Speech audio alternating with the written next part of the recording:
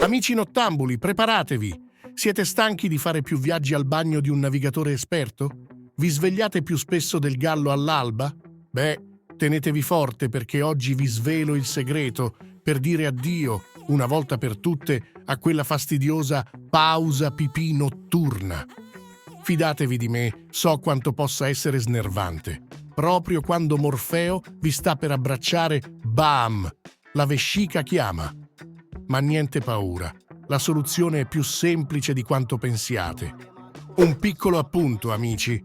Ricordate sempre che quel che vi racconto è solo a scopo informativo. Per ogni dubbio o questione di salute, la persona giusta a cui rivolgervi è sempre il vostro medico curante. Allora, siete curiosi di scoprire questo segreto? Mettete un bel like a questo video. E se non volete perdervi altri trucchetti e consigli che vi semplificheranno la vita e la notte, iscrivetevi al canale.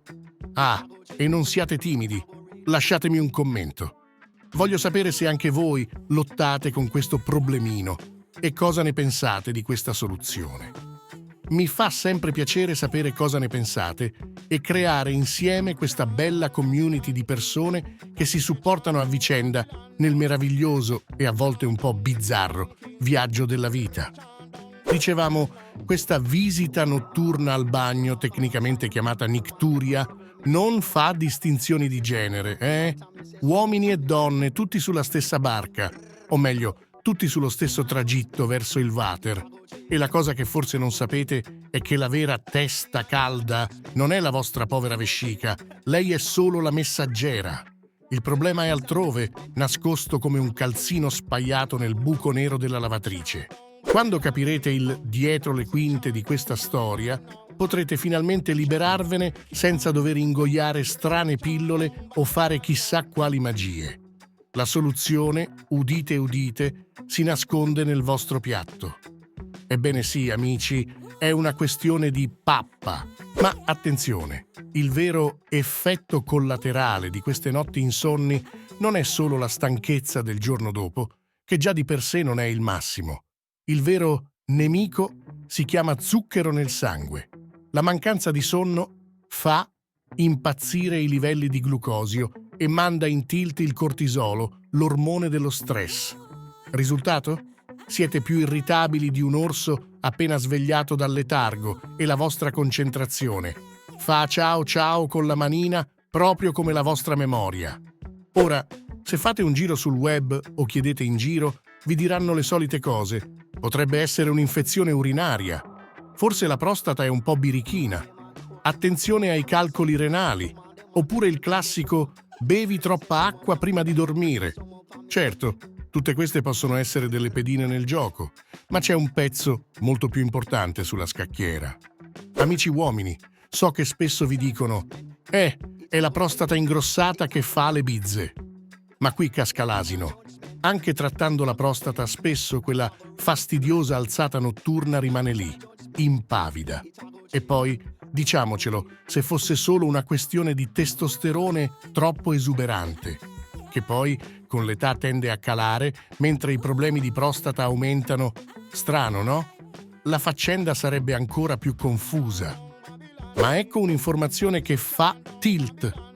I diabetici quasi sempre hanno a che fare con questa frequenza urinaria. Allora, qual è la differenza tra un diabetico e chi non lo è? Bingo! Alti livelli di zucchero e spesso alti livelli di insulina, a meno che non si tratti di diabete di tipo 1. E non finisce qui! Uno studio sui nostri amici a quattro zampe, vi lascio il link in descrizione, promesso, ha dimostrato che quando si somministra insulina ai cani, zac, inizia una produzione significativa di urina. I nostri amici pelosi diventano delle vere e proprie fontanelle. Ma c'è di più. L'insulina fa un dispetto agli ormoni surrenali, quelli che dovrebbero aiutarci a trattenere i liquidi. Praticamente li zittisce. Quindi, se l'insulina è alta, indovinate un po'? Addio, ritenzione idrica, benvenuta corsa al bagno. E l'ultima chicca per farvi accendere la lampadina. Livelli elevati di insulina si trovano quasi sempre nella sindrome della vescica iperattiva. Ora, ditemi, Qual è quella cosa che i medici raramente controllano quando si parla di problemi urinari? Esatto, l'insulina. Vi misurano la glicemia, certo, ma il test dell'insulina a digiuno è spesso un grande assente.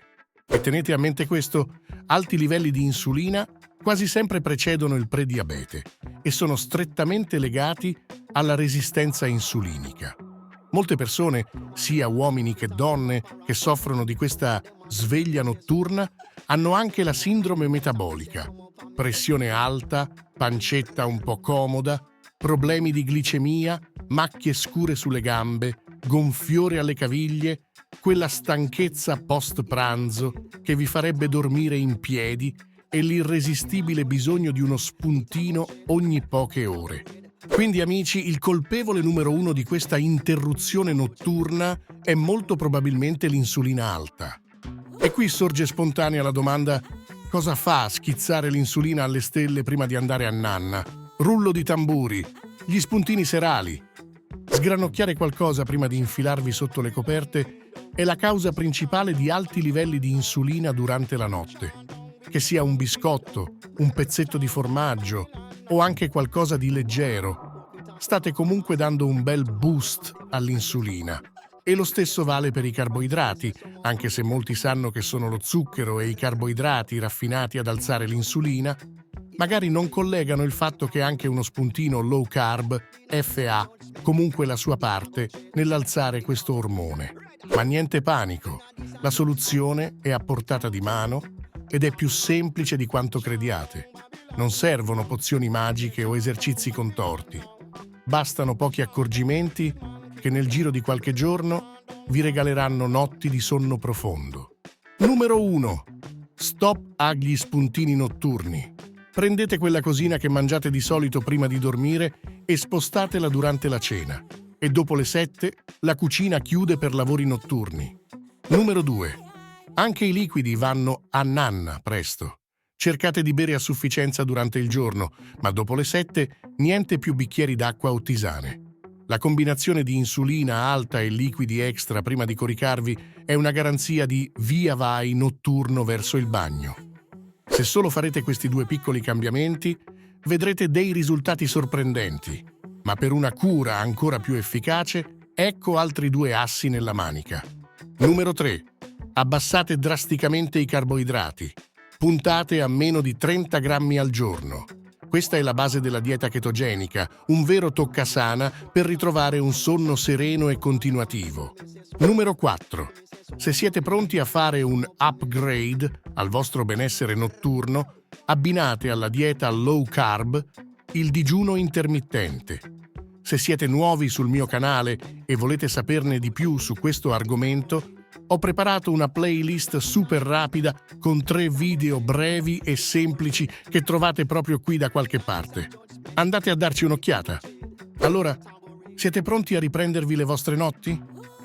Mettete in pratica questi consigli e fatemi sapere nei commenti come va. Un abbraccio e sogni d'oro e senza interruzioni. Se questo video vi è piaciuto e vi è stato utile, vi chiedo ancora una volta di mettere un bel mi piace. Se non siete ancora iscritti al canale, vi invito a farlo per non perdervi i prossimi video dedicati al nostro benessere. Cliccate sulla campanella per rimanere sempre aggiornati. E se conoscete qualcuno che potrebbe trovare utili queste informazioni, non esitate a condividere questo video. Grazie di cuore per avermi seguito fin qui. Ci vediamo nel prossimo video. Un abbraccio!